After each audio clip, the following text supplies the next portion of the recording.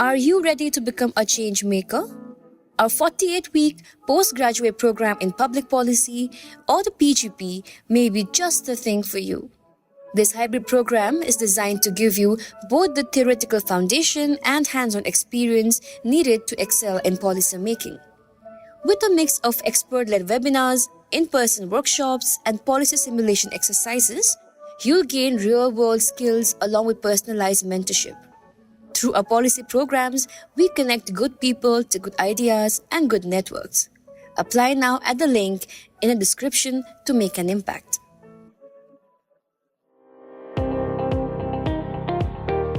Welcome to All Things Policy, a daily podcast by the Takshashila Institution.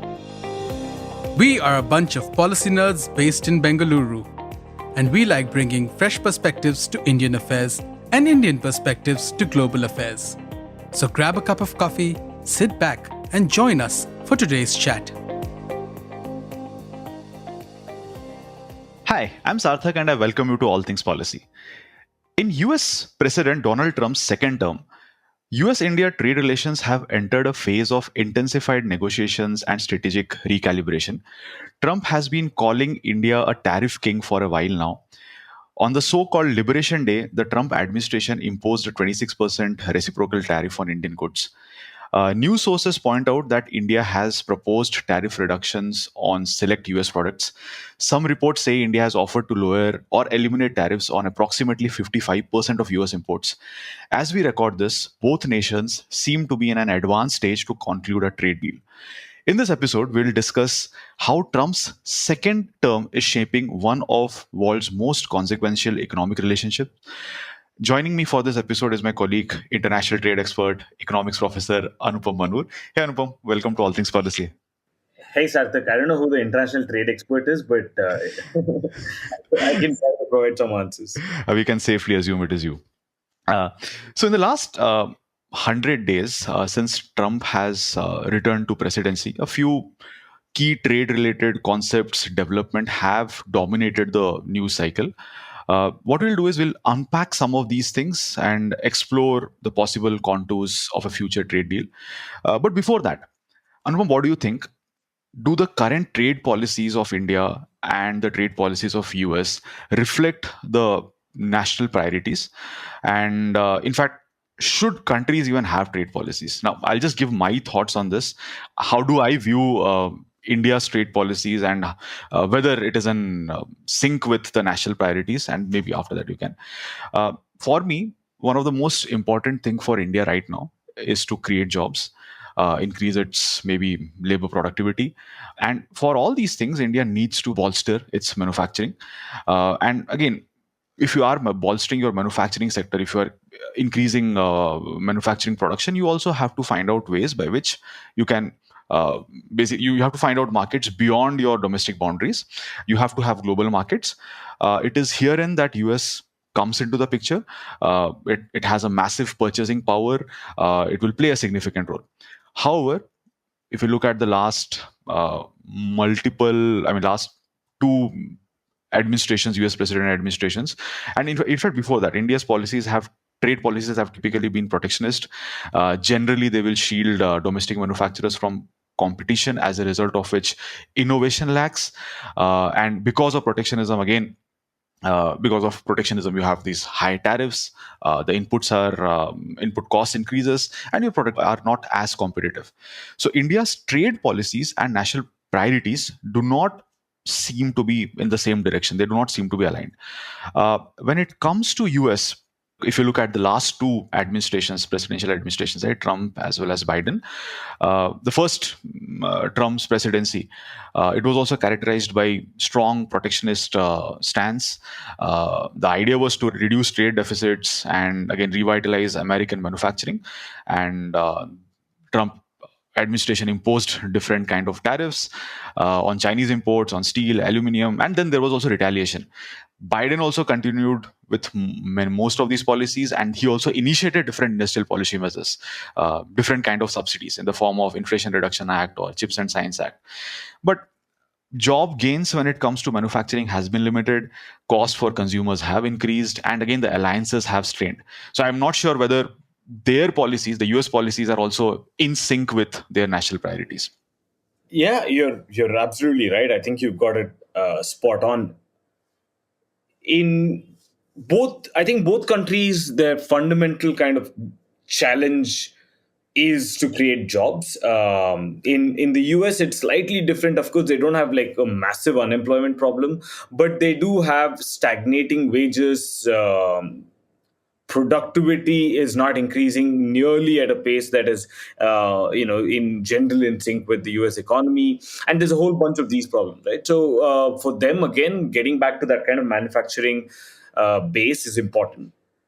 And they've thought about going at it through these tariffs, as you said, from Trump 1.0, Biden, and now 2.0 regime. That's the way they're trying to tackle it. But the evidence is very clear.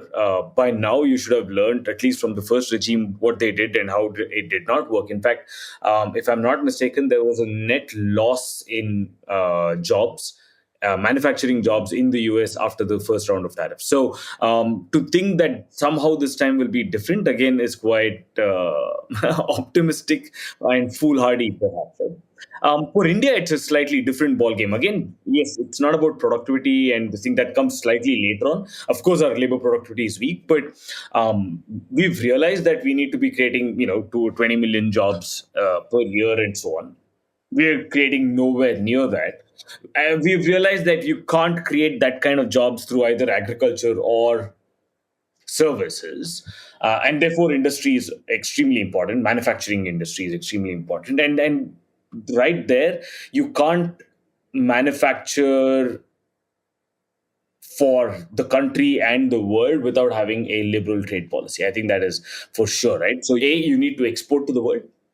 That's very important, which means you need to be part of global value chains. You need to be producing things that people want. You need to be producing it at a scale and at a cost that people want, etc. Now, you can't do that if you are shut off from foreign competition.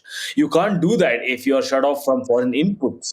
Right? Both of these things are important. So that is why you need a liberal import policy so that you can import raw materials, intermediate goods, etc., in order to help.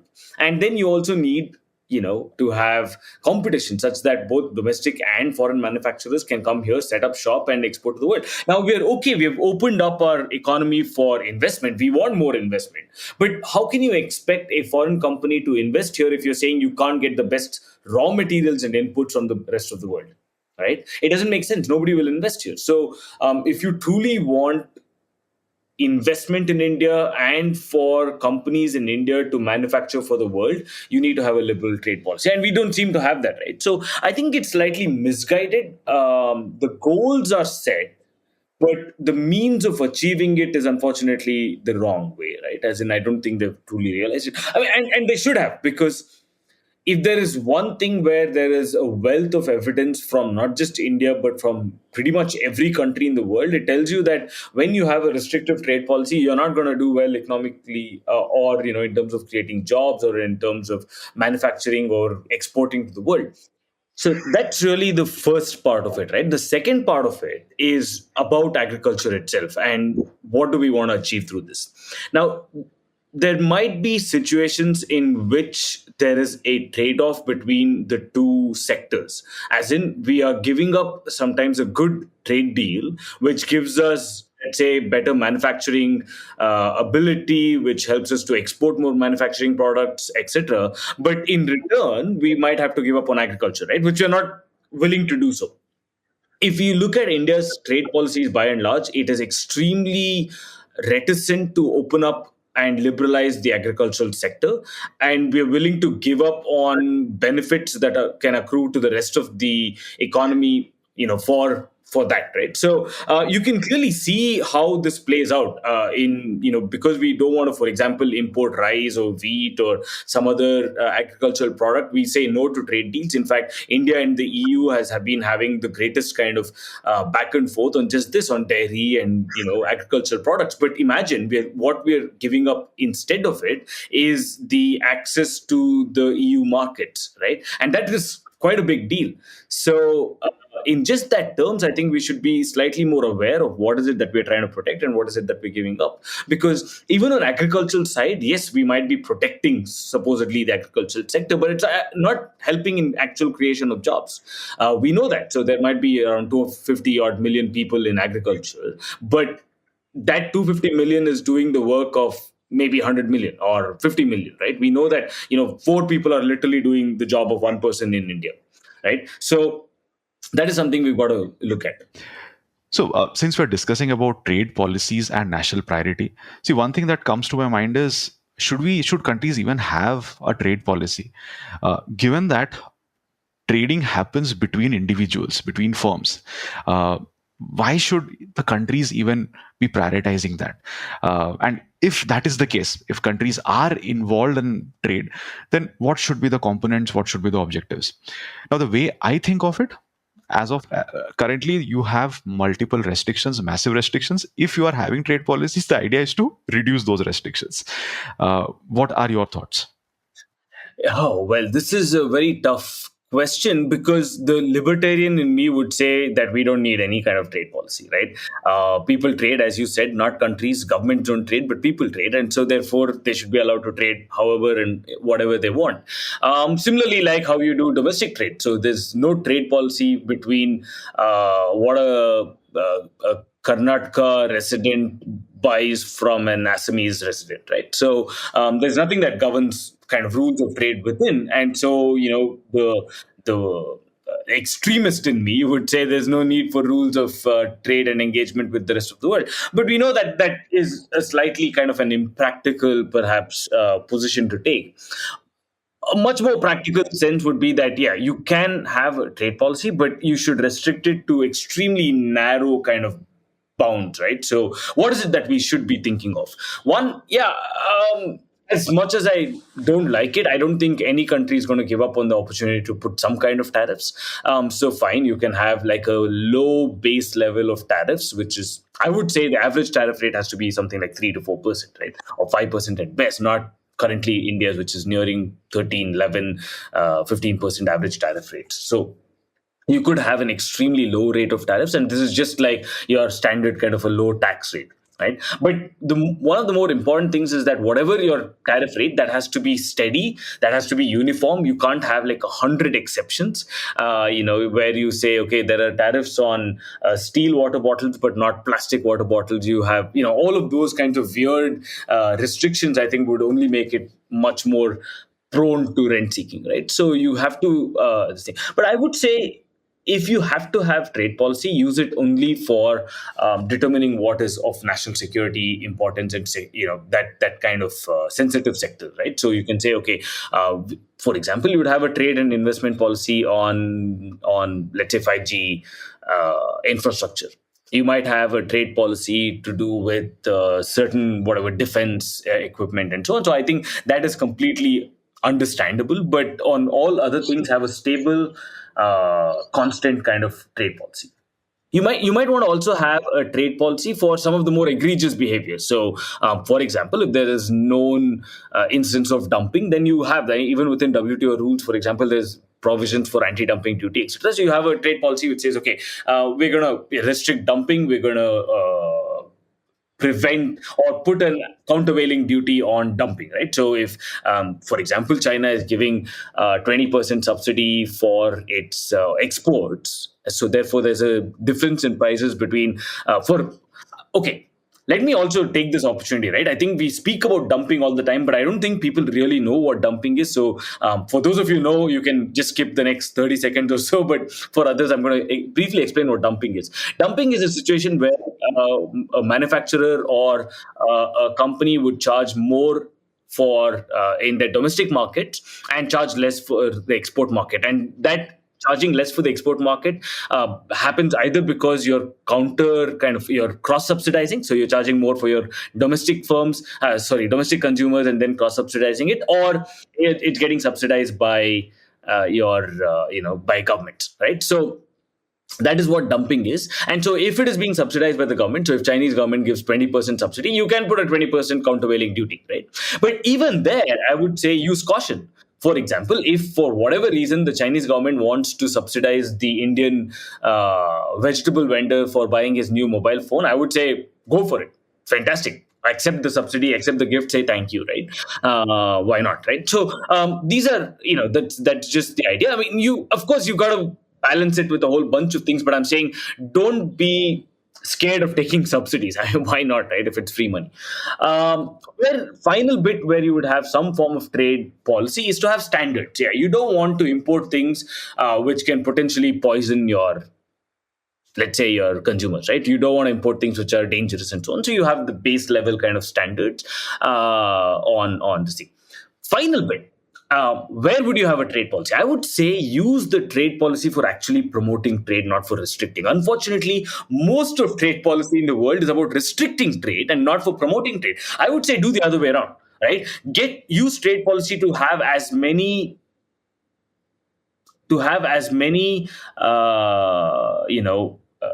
free trade agreement. So if you have that base level tariffs that I said, go ahead and use trade policy to try and reduce that with as many countries as possible. Get into regional trading blocks, because you can use trade and intertwine it with other things such as movement of capital, movement of goods, and movement of people, right? So you can have a trade policy as the base and then use that to say, okay, can we have better exchange of technology? Can we have better exchange of people? Can we have more investments coming in and so on? So that's where I would say use trade policy. So that is an interesting point, right? You said that trade policy should be there to facilitate trade, right? You have more trade between two partners.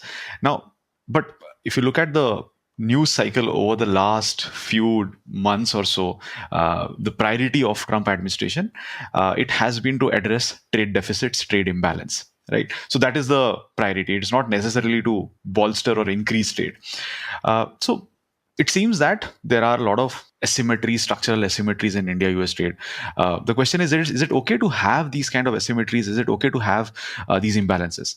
Now, quick context, when it comes to goods trade between India and US, again, India exports goods worth around some $87 billion, $90 billion, while India imports $40 billion worth of goods, right? So there is a trade surplus when it comes to goods. When it comes to exports, there also India has a trade surplus with US, which implies that US has a trade deficit with India when it comes to goods as well as services, right? So my idea here is that, okay, trade happens on the basis of comparative advantage. There might be these kind of trade imbalances, but at the end of the day, why are you trading? You're trading because it maximizes value. Both, whenever you have trade, both the buyers as well as the seller benefit. So why is this particular fascination when it comes to addressing trade imbalances, trade deficits? Yeah, I've never understood this. And I think US is particularly kind of a curious situation because it seems to be polarized right from the beginning. So half of the US kind of politicians, policymakers, etc., are not really perturbed, and even academicians, for example, like especially economists, are not really perturbed by the trade imbalance because they say, listen, this is giving us a great opportunity for consumers of the US to buy the best of things from the rest of the world at a slightly cheaper rate, and in many cases they're being subsidized to do so because most of the countries are also lending to the US, and this is because of dollar being the reserve currency and so on. So they have really nothing to worry about in terms of the trade deficit, because that trade deficit is more than settled by the capital account kind of surplus, right? So they have a huge capital account surplus, which is basically the rest of the world lending them money, and they can use that to buy whatever they want. And so, without getting into much into the mechanics of the balance of payments, this is broadly how it works. So it's not a concern for them. What I think is a true concern for the US is the fact of that the manufacturing sector is stagnating, right? They're not producing enough, and so they think that this is reflective in the trade imbalance part. This is partly true. I don't think the US is nearly manufacturing enough that the rest of the world wants, and that has got actually very little to do with all of these trade aspects. But it's just that they have, they've not had enough innovation as compared to many of their competitors, whether it's China, Japan, or South Korea, and so on. The innovation rate outside of the Silicon Valley is not really good for the US, right? And there's been kind of productivity stagnation from quite some time. So even historically, they've been able to attract talent from the rest of the world, but even that is now stagnating. The education levels in the US is not so great. They've had a unionization problem. There's a whole bunch of things that have happened in the US which has led to kind of their industries not taking off. The US car manufacturing industry is one of the best examples of how things have not worked out, right? So I think these are important kind of background factors for the US as to why it has a trade imbalance.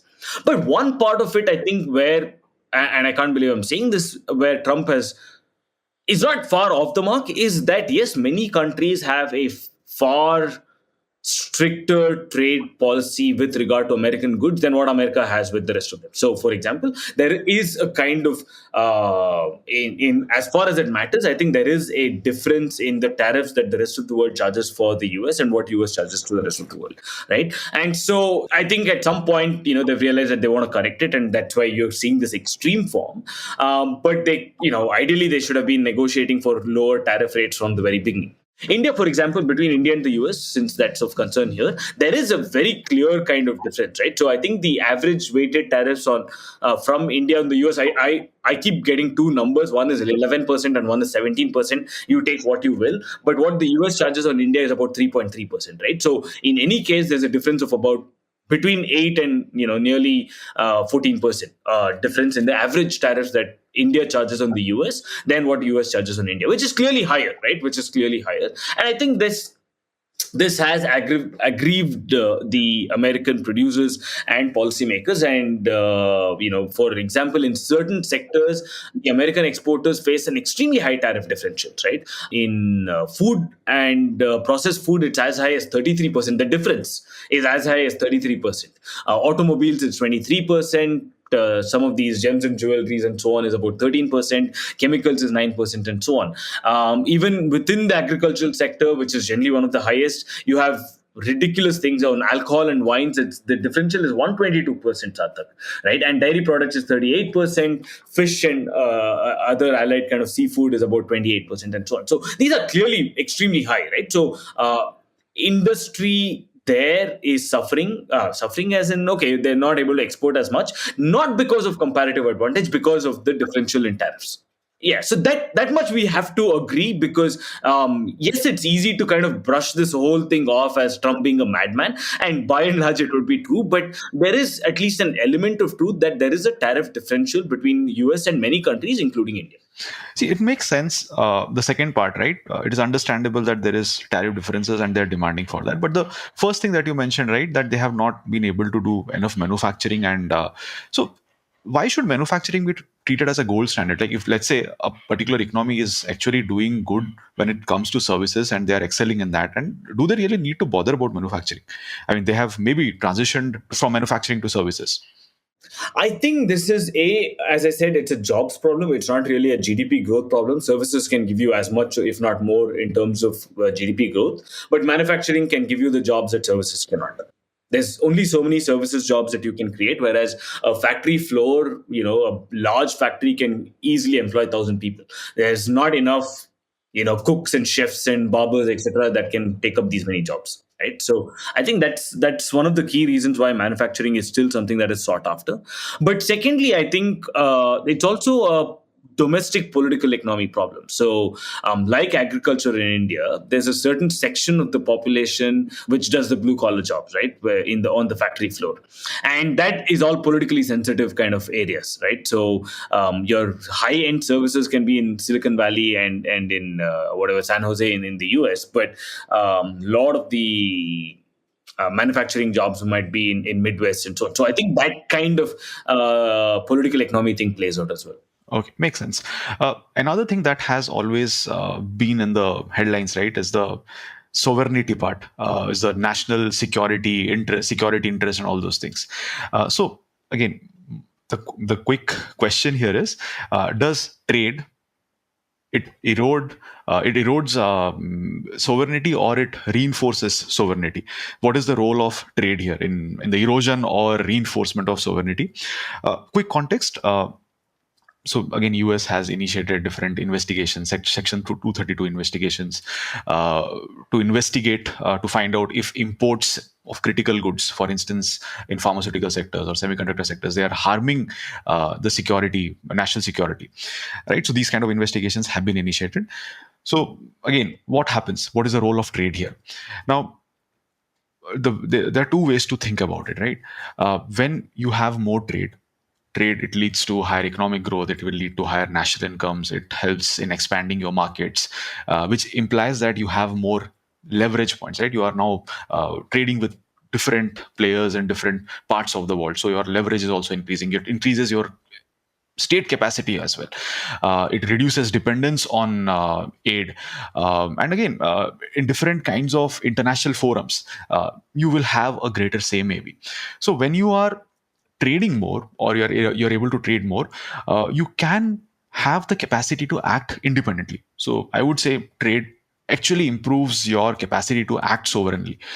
Uh, on the other hand, yeah, on the other hand, so if you are dependent on a particular country, like maybe there is one product which is manufactured in only one place, there is no competitor, uh, you are just you are importing that thing from a particular country, there are no substitutes here. For instance, APIs in pharmaceuticals, right? Not, you don't have many competitors for certain APIs. In that case, maybe since your supply chains are dependent on them, there is a risk. So that might be one of those problem situations, or those issues. But even in that case, trade can help. Maybe there are other countries which do not have that capacity right now, but they have the potential to ramp up production. So how do you see that, the linkage between trade and sovereignty? Yeah, so this is a very curious, interesting kind of question. The link between trade, whether it and sovereignty, whether it erodes it or kind of reinforces it. And I think, I mean, I'm afraid I'm going to have to give a boring answer, uh, which is that it does both, right? And in different contexts. So you have to kind of peel away and look at the nuance of it. So. When you trade and let's say get into trade deals, etc., there are certain conditions that sometimes are put on you, right? So for example, with the US, UK, and EU, if you want to trade, there are conditions on labor standards, environmental protections, intellectual property, and we've seen this, right? So they even demand that there must be a minimum wage for labor. There must be a particular whatever labor standards of safety and security, and how labor are treated, whether you're allowing for unionization, a whole bunch of kind of on the labor code, whether you broadly kind of align with the ILO standards, etc. On intellectual property as well. So they force you to have intellectual property, and that's because when you're trading with them, they don't want you to steal away their trademarks and copyright and so on. So they'll force you to have intellectual property laws. Environmental standards are now in this thing. So if you look at CBAM, I think it's called, from with Europe, so where they have a cross-border adjustment mechanism for carbon trading, right? So there's a whole bunch of those standards they put as well, whether you agree to that. Where if you're producing, basically, if you're manufacturing something while polluting the environment, right, and so therefore it's cheaper for you to produce, whereas a European counterpart will have to produce, putting in a whole bunch of mechanisms to prevent pollution, then they're going to put that kind of equivalent amount of a punishment on you, right? So or if you don't want that, then basically you have to have the same kind of environmental standards and regulations that they do. So I think these are a whole bunch of conditions that are put on you, which you have to accept in if you want to get into trade with many countries. So in that sense, they are dictating domestic laws, and to that extent, there is probably slight giving up of sovereignty, right? So that's something that we have to be aware of. Then again, when you get into a trade agreement, they are binding and they're legally kind of binding, and they have dispute settlement mechanisms of their own. So once you get into such an agreement, then you have to agree to those provisions, right? So whether at some point it changes and it sticks your national priorities or not, you have to stick by it. So in that sense, again, it's thing. And the third bit, what I wanted to say, was an economic dependence, which I think you covered quite well. If you're overly dependent on one country, that can in a way threaten your sovereignty. But I'll only say one thing, but you have a sovereign choice to enter agreements or not.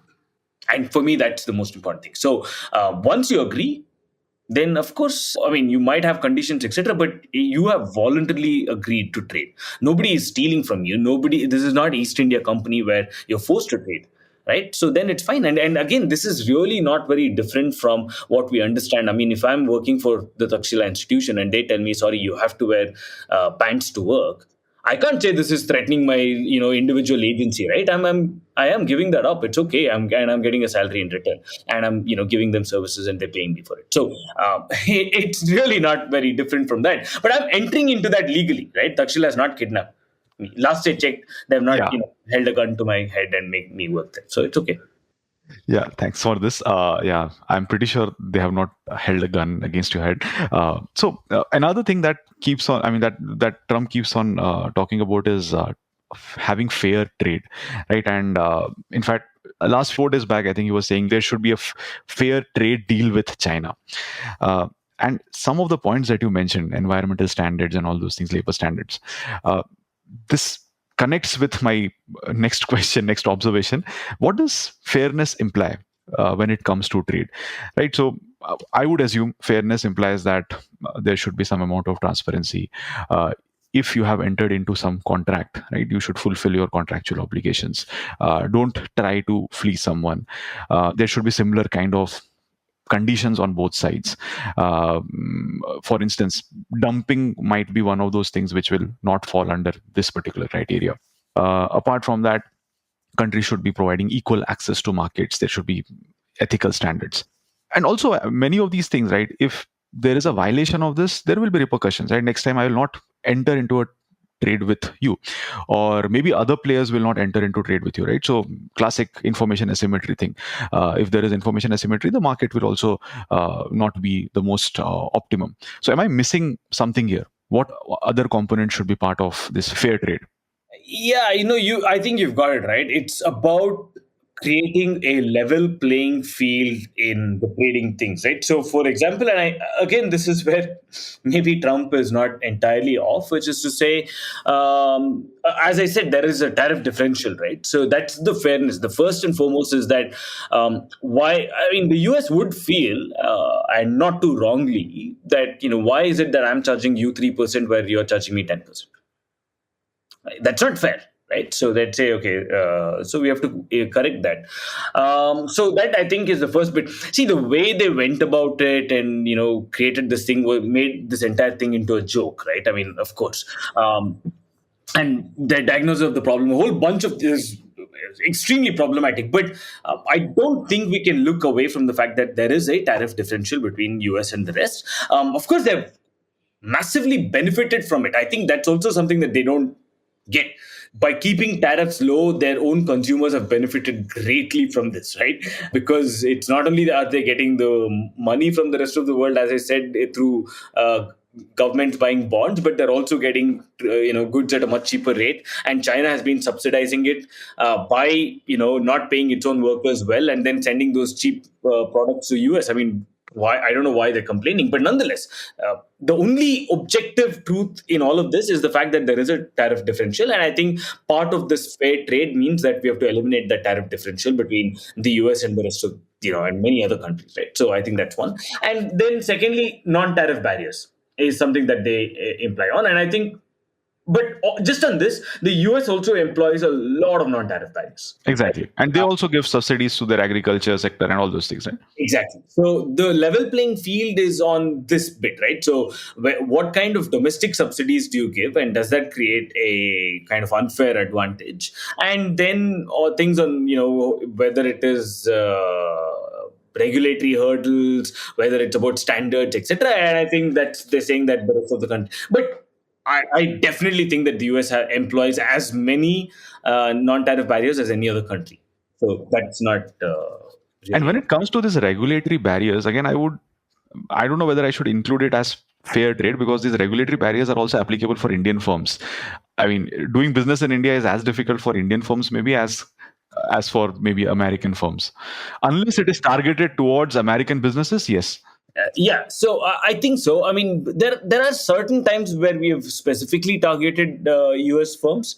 like our FDI policy to do with e-commerce. Our some of these things are very clearly kind of targeted at US firms, but otherwise you're absolutely right. I mean, we make doing business difficult for everybody, right? We are very non-discriminatory in that sense. In fact, we hurt Indians far more than we hurt anybody else. So So, yeah, and another thing that you also mentioned about it, right? Reciprocity when it comes to trade. Now, when it comes to this reciprocal tariffs or reciprocity in trade, doesn't it seem like an oxymoron? Trade happens on the basis of comparative advantage. I will trade with you because I find that whatever you are producing, you are able to produce it at a cheaper price, maybe, or at a cheaper cost, maybe, or you are producing something good and I can't do that. I see value in that, right? The different kind of goods and services that I buy, I don't manufacture it myself. There is an opportunity cost to all these things. So I find it beneficial for me when I trade. So when I'm imposing these kind of reciprocal tariffs, isn't it counterintuitive? Is it not going to negatively impact both the parties here? Sarthak, that idea is one of the stupidest things that has ever come out of the White House, and there's a long list of candidates to occupy that position. But if left to Trump entirely, what he wanted to do was put line by line reciprocal tariffs. So, for example, if India puts not even not line by line reciprocal tariffs line by line in order to correct imbalance. So, if India imports, I don't know, $100 worth of pistachios, but US imports $200 of pistachios, then they'd want that to be equal. And that is one of the most idiotic things ever. That Exactly. was the original plan. Because obviously, if both of you are exporting and importing the same thing, then you didn't need to trade in the first place, right? But then and only because the trade officials complained that they didn't have enough manpower or labor to carry that out, they put this average, whatever, 10% baseline, and then did some really weird formula, which I think ChatGPT gave it to them, and they employed it, right? So all of that was I mean, it was it was extremely ridiculous to sit through all of that as an economist, right? So reciprocal tariffs in that sense to correct imbalance makes no sense. But if you're thinking about reciprocal tariffs to again try and level the playing field at the broadest level, maybe one step better. That's Political tool to arrive at some sort of. But the line by line item makes no sense.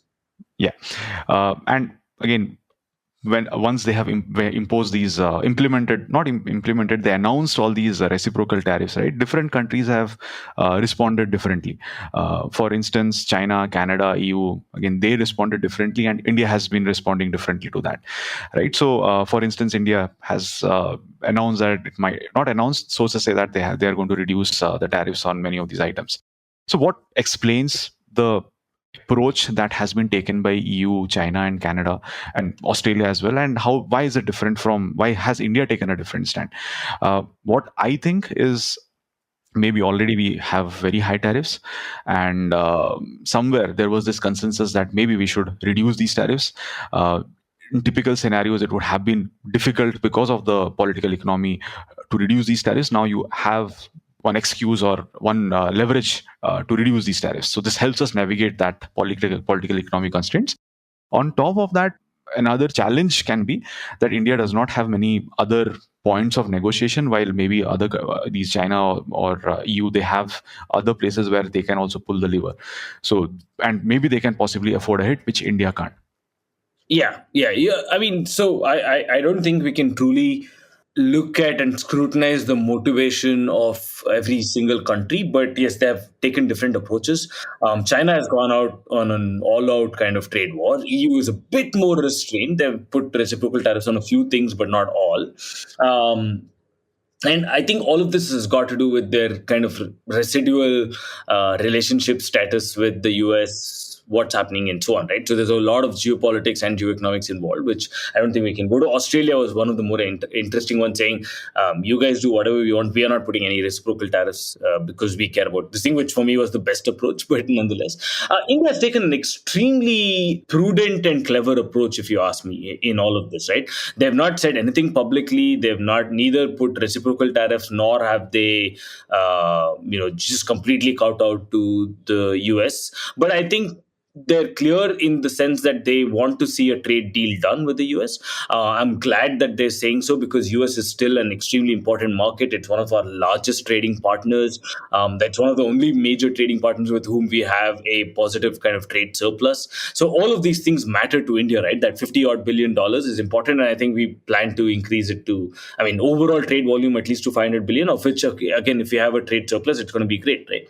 So I think those are really good kind of recognition from Indian side, that we shouldn't get into a trade war with the US, because that would have been extremely foolish to do so, right? We'd be the ones who are getting hurt, because the India is only the 10th largest trading partner of the US, whereas US is the largest trading partner for us. Yeah. So there is an asymmetry, clearly. I mean, US matters more to India than India matters to US, and that shouldn't come as a surprise, right? So what have we done? I think, yeah, we've kind of taken an approach of, behind the scenes negotiations in order to get these trade deals done. We've been okay to kind of put our best foot forward and put out a hand in anticipation of getting a trade deal done. So we've said we'll immediately, I think we reduced tariffs on Harley Davidson bikes, etc., from 60 to 30% from something else. We did some of those things just as a placating thing, and now we are offering, I think, 0 for 0 tariffs on auto parts, steel, aluminum, etc. And I think those are good things, because one thing that I want to emphasize here, right, is that I truly think this can be a great opportunity for India. Right? If China is going the way it is, which is getting into a trade war, and let's say some of the other East Asian countries are neither here nor there, they might not get a trade deal done. Maybe they'll reduce a little bit of tariffs, but they'll still have higher tariffs than India. This is probably your one opportunity to truly export more to the US and, well, maybe the rest of the world.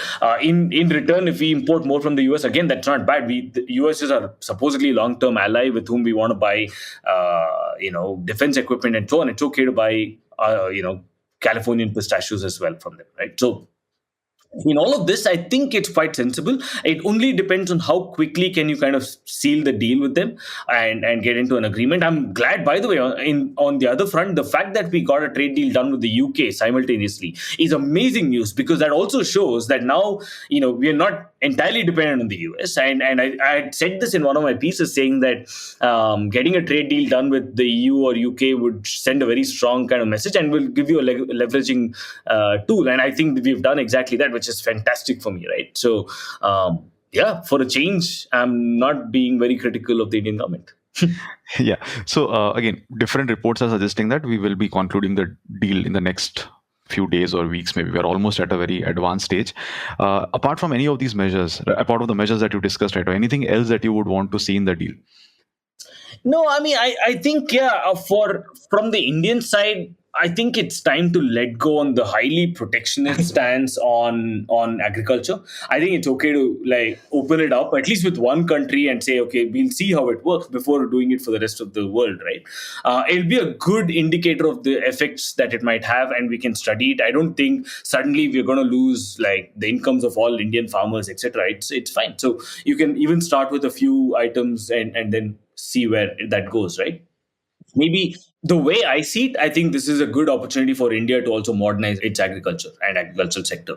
So I would want to see a trade and investment deal where we'll allow for imports of agriculture, but what we want is actually food processing investment in this thing, right? So such that will really help Indian farmers.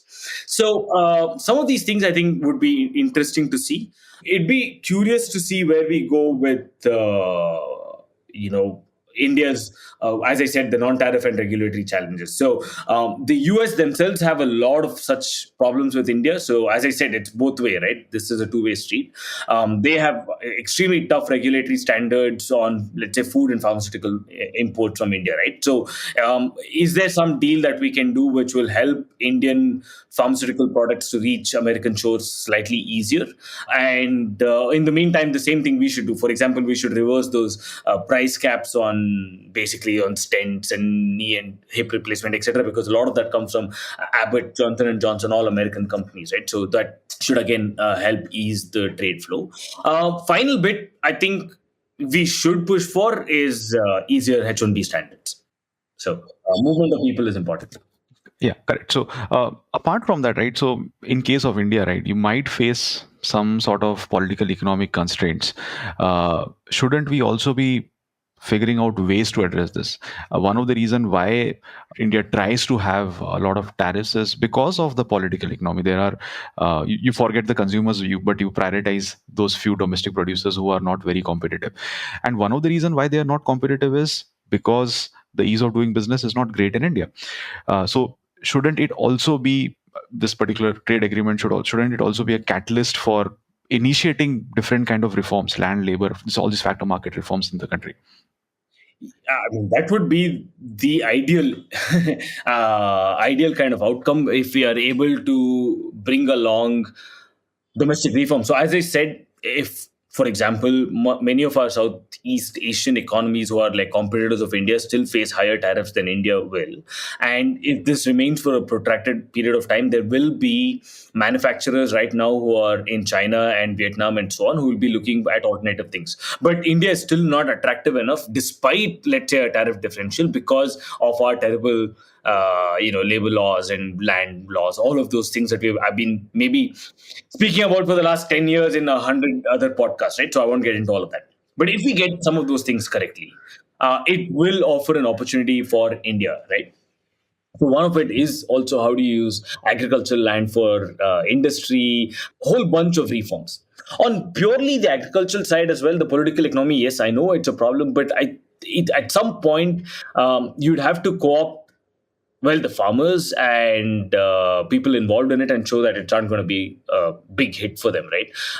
In fact, on just the dairy products, for example, something that we've been having a massive problem with in terms of importing from the rest of the world, I still think we produce dairy far more productively, that is far more efficiently, productively and cheaply than many of these things. So what are we scared of? I mean, if you ask me, what will the US bring is maybe high end processed kind of milk and milk products, not necessarily at the base level. So it won't really hurt the farmers, right? Dairy farmers. So I don't know. We've got to, one, we need data. I think there's many of this is purely done in the absence of data and proper analysis, but done purely on an emotional basis, saying, how can we hurt our farmers? That's really not going to be instructive at all. So what would be better is to look at the data, see where are these farmers, who's going to get likely affected, how much is the effect going to be, etc. And then you can calibrate a policy response accordingly. So yeah, I think we have covered most of the dimensions. The last thing, so again, this is something that we have discussed, and as an institution also we have put out. For instance, what should be the goal of India-US trade? One of the things that we have talked about in the past is India-US trade currently is not at its best level. It should increase further. There is scope for improvement, and ideally by 2030 we should reach $500 billion worth of trade. And when it comes to the qualitative aspect, right? Typically, when it comes to India-US relations, the focus is on security and technology ties. But one good thing that has happened is because of Trump, trade has come to the forefront. The economic ties have come to the forefront. Anything else that you would want to be the priority? No, I mean, again, I think that India, despite the vagaries of the US and the see what US has done in this recent episode is actually proven to the world and even to the skeptics within India that US is not a reliable partner. So it's undone a lot of work that's been put by good folks on either side to build stronger US-India relationships. Like, from the 1990s onwards, we've been trying to get and build a better relationship with the US because they are our best kind of partners in a whole range of issues, right? And now with Trump coming and doing all of this, it's actually left a lot of us black-faced. I mean, it's weird, but nonetheless, I still think that if you look at what is happening currently, India-Pakistan war and so on, it clearly shows that a lot of our weapon system, etc., now is US and or West-based. So it's okay to, I mean, we're going to increasingly have closer security ties with the US, maybe against China, maybe against something else, right? So that is going to keep going on. And I think that will only need to be bolstered by trade, normal trade and goods and services. Because you can't have have an advanced trading relationship in security while having extremely rigorous kind of trade blocks on the most basic items, right? So yes, quantitatively you can put it at 500 billion whatever in the next few years, but I think qualitatively also it makes sense for India US to have a strong trading relations, and with the hope that you won't have a Trump at the helm of things who will just throw everything astray. So we've got to be cautious, though. Maybe the other good thing that's come out of all of this is that India has also learned that you got to now hedge your bets. That yes, you can have a trade balance with the surplus with the US, and that can carry on. But I think we need to look at UK, EU, and Japan and Southeast Asia a lot more carefully as long-term trade partners. Yeah. Thanks, Anupam. Thanks to the listeners for tuning in. We'll meet again in one more episode of All Things Policy. If you liked our show, dive into Takshashila's research on technology, strategy, and economic affairs. Check us out at our Twitter handle @Takshashila INST or our website takshashila.org.in.